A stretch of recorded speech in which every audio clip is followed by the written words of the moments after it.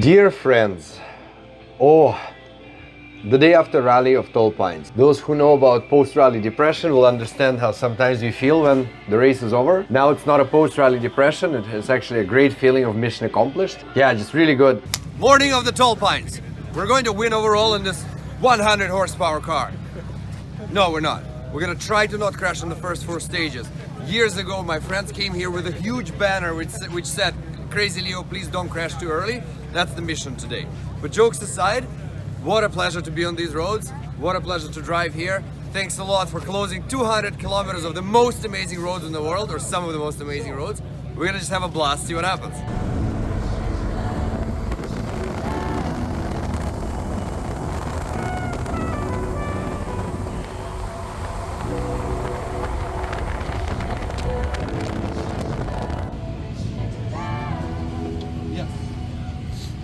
He's one of the best scientific minds we have today.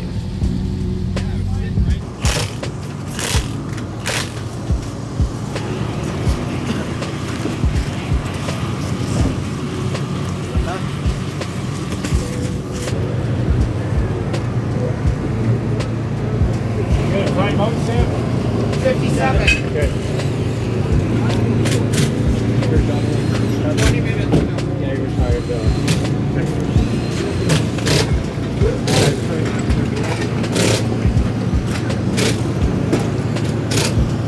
This is the road to the Reki. This is the pace note work that's happening on the road to the Reki. This is the chauffeur that's taking me to the Reki. This is the luggage. This is the driver who's not gonna crash too early.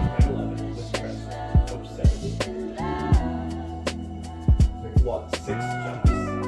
6. Ready. Big jumps. How far from the stage are we? We are from the turn like 50 meters and then about 300 meters to the start line. Alright, which stage is that? Upper Old Hastings, the famous Upper Old Hastings, southbound. Not the direction the rally is gonna start, but the direction we're gonna do it twice in the dark. And tomorrow it's going to be in the dark, cold and freezing ice. You know how ice freezes after it melts in the afternoon of the same day? Hard.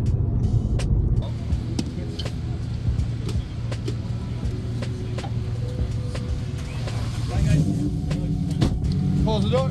Okay, bye. 1 minute.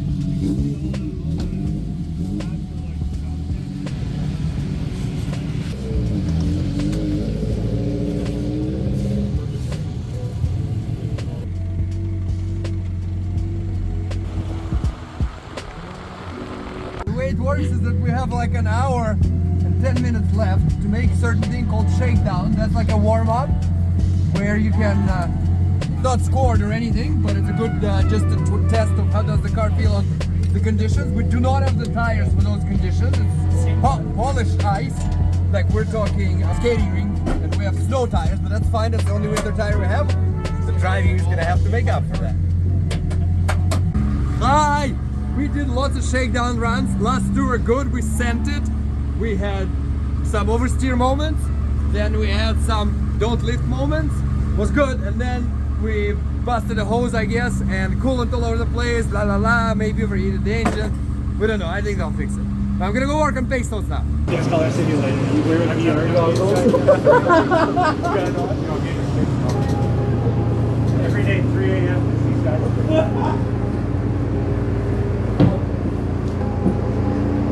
Leo, Hi, what are you doing? chilling. Sam, your turn. How was it? Oh, it was good. Unfortunately, there's a couple stage cancellations, which, you know, less stages means less fun. But we did lower and middle Hastings. Very cresty, quick stages. Obviously, the all-wheel drive cars have the leg up, but still a blast. And through that technical stuff, you just link it together and you get a flow going. Can't beat it. Amazing. Sam, how does it feel to be the co-pilot to a god? It feels amazing. That's all I expected. Thank you.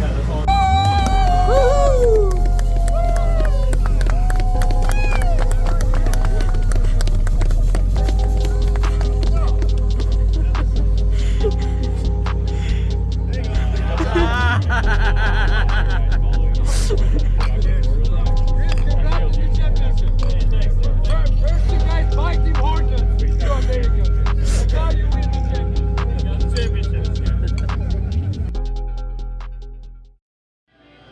Dear friends, oh, the day after rally of Tall Pines.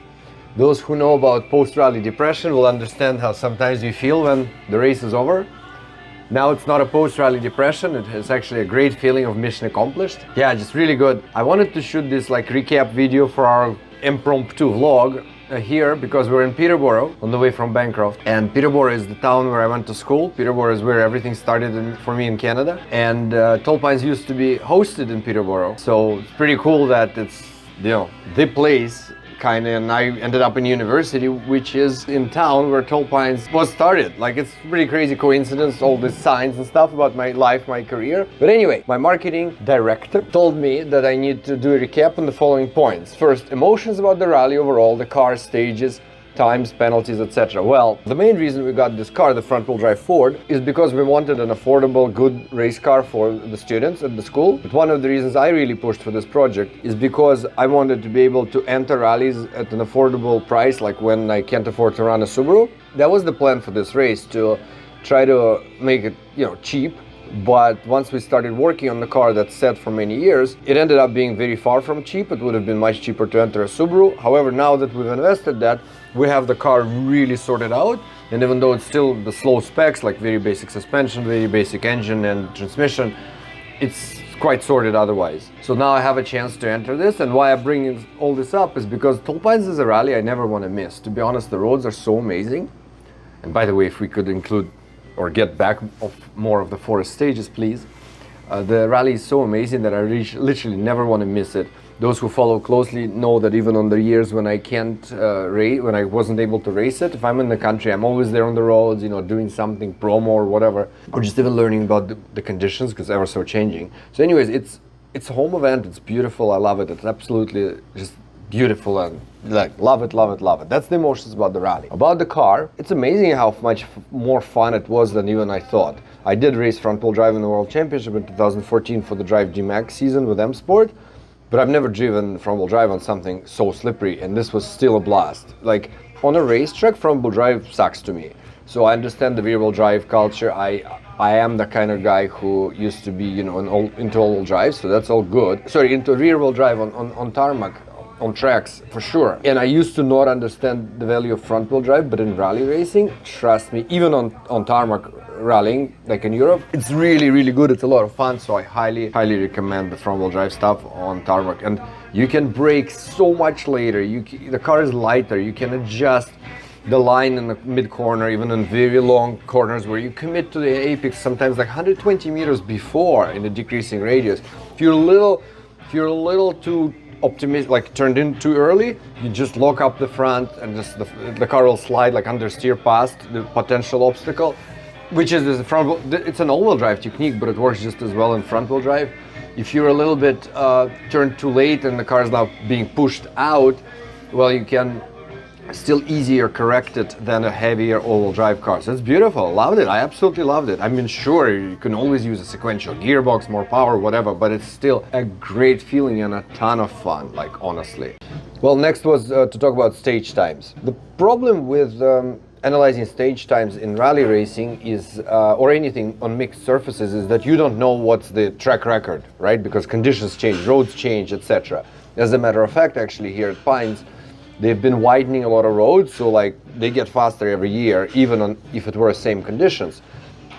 So what you need is good competition in order to compare your times. And I mean, unfortunately, with Antoine Lestage and Patrick Richard not running now, it's hard. Not a lot of drivers are as committed as those two were, so I used to be very lucky that I was able to compare my times with them. Now it's different, so I don't know what's fast these days. We had really good times. We won 2 stages overall outright in this 106 horsepower car somehow. We also placed high as well, a couple of top 2 times, etc. I can't compare how good it was. It felt amazing. I do feel that, except the last 2 stages, if I was in WRC, I would get beaten by 10 to 20 seconds by the very top people in the world. But the last 2 stages, the last stage, maybe there was 3 seconds left on the table, maybe 2. Second last stage is 12 kilometer. Maybe there was 5 seconds left in driving and 3-4 in notes delivery. But again, that's, still very, very good. What else? Penalties. We got a penalty, math error, no worries. Like, I actually honestly like the fact that there is a penalty. Like I said in the TV interview, the strategy was to get a penalty, so we're out of contention for the podium, overall podium. We can still win our class pretty easy, and just that gives me a chance to go flat out and have fun, and that's what I really wanted to do. So no problem at all. Because the key thing is that I was doing this with, the idea was we started the prep with doing this low budget. Like I said, it never ended up being low budget because of all the crazy car prep we ended up doing to get it perfect for the future. But it was my friend Sam Roxon co-driving, who's not a professional co-driver. The poor guy has never gone this quick. So I actually have offers, had an offer from another very amazing professional co-driver from Europe, but I already, at the time that offer came, because I didn't think that co-driver would be interested to go in such a slow car. But when he said that he's interested, I could have pretty much swapped Sam for him, but I didn't, because I knew Sam would feel very bad, and we gave him a chance to go that fast, which was, I think, awesome. First time ever I scared him, and I've known him for 8 years. We've done lots of testing together, so that's good that I finally was able to scare him. But yeah, so on the notes, during the daytime, he was really good, like amazing, very, very good. At night, it was harder. It's always harder for inexperienced co-drivers to deliver notes at night, but it was still okay. There were issues, some issues, but nothing major. So the delivery worked, that's what I care. And penalties and all that admin stuff, don't care. We're there to go flat out, it's not about the overall results. So that's that, and that's honest. Next, how did your pace note system work? Well, amazing. Alexei Lukanyuk, you are a god, and I wish for two things. For me, I wish I had the knowledge I have now about rally racing when I was 20. I'm certain I would be an overall world champion if I did. And you, man, I wish you had the budget, because you could still probably be the world champion. You're an amazing driver, amazing, just phenomenal, out of this world, and too bad that you don't have the budget to fight at the very top. But thanks for the training you gave me, and oh my God, the stuff you taught me works. Amazing. So that's how the pace note system, yet another adjustment. We've been at it for only 17 years. We keep improving. So it worked really well. Any funny moments? I'm in such a happy and calm and mission accomplished mood that I don't even remember funny moments. I mean, driving with Sam is always funny because he's the most discombobulated person I know. I just funny when you send it over jumps. So the key thing, and I wanted to leave it for last, I'm gonna do this in person, personally with everyone. So many people helped me with advice and everything else for this race, and I want to thank them, and I'm not saying it because it's a polite thing to do, I actually mean it. From the owner of the car, Jonathan Stark, I gotta look this up. Jonathan, I don't know your last name. Nobody knows my last name, so don't feel bad. Who can pronounce my last name? No one, so Strack. Okay, from the owner of the car, Jonathan Strack, to everybody, I'm not gonna name people because I will forget somebody, but I'll message every single one of you personally. This was such a cool effort, because normally we do our thing within our CanJam/RaceLab bubble, but here I was bugging everyone. I was like, if you know something about front-wheel drive Fords, I'm gonna bother the hell out of you. I'm gonna call you at 10 p.m. on weekends, etc. So thank you so much. I hope you see that like it pays off, the hard work, the prep, and like we went quick. You know, we went quick, and there's more to come. Maybe we'll even build a sister car to this car, and one will be quick with upgraded power and suspension and transmission, and one will become just like a back to basics for students, like in the spec we drove here. What a blast. You don't need to have a crazy budget to have fun and go rallying. For sure you don't. That kind of concludes it. Hope to see you soon.